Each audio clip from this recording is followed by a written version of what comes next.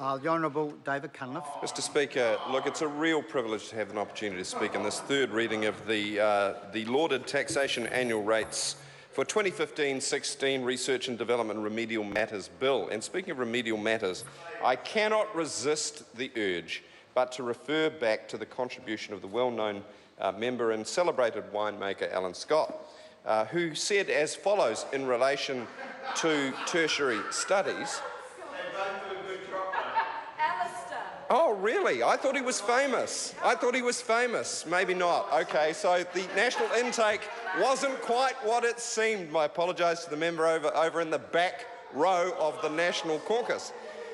His contribution was, Mr Speaker, a complete and utter tautology. It was, on the one hand, that the government is giving outrageous handouts to students, tertiary students, and they don't deserve a penny more.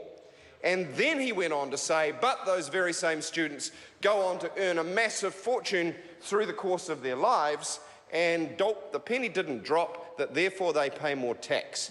And Universities New Zealand this week has proved conclusively, by surveying literally millions of graduates, that pretty much every single graduate educated at taxpayers' expense returns far, far more in additional tax dollars to the Crown than it costs to educate them.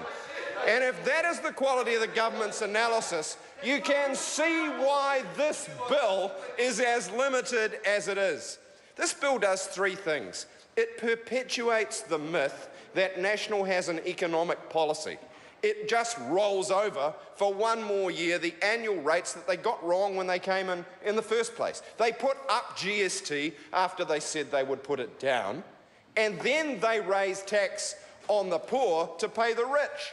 And the result was the economy got worse.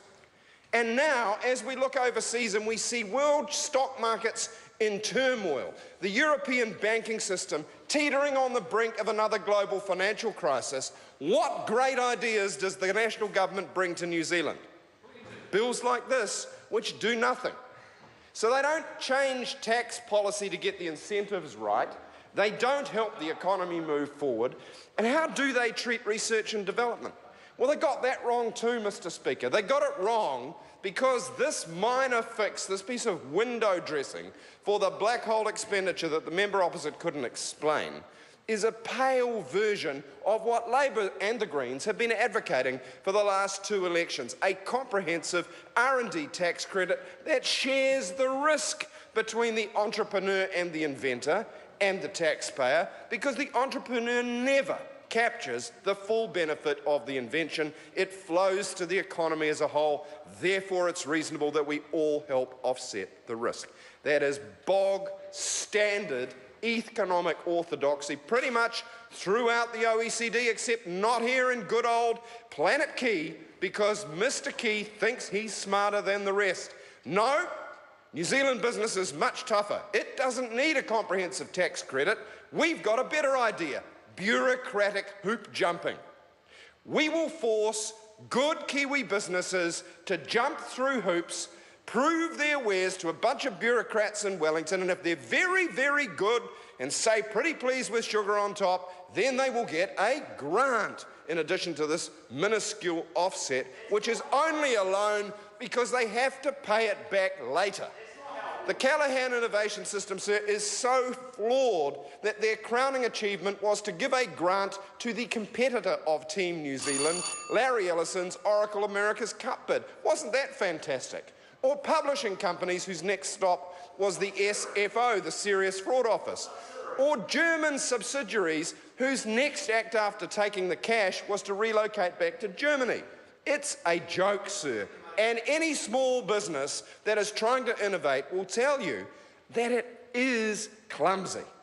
So what, sir, fascinates the Labor opposition is they may talk the talk of the market, but they can't even walk the walk of the market very well, which is why the business community is starting to lose confidence and chafe at the bit.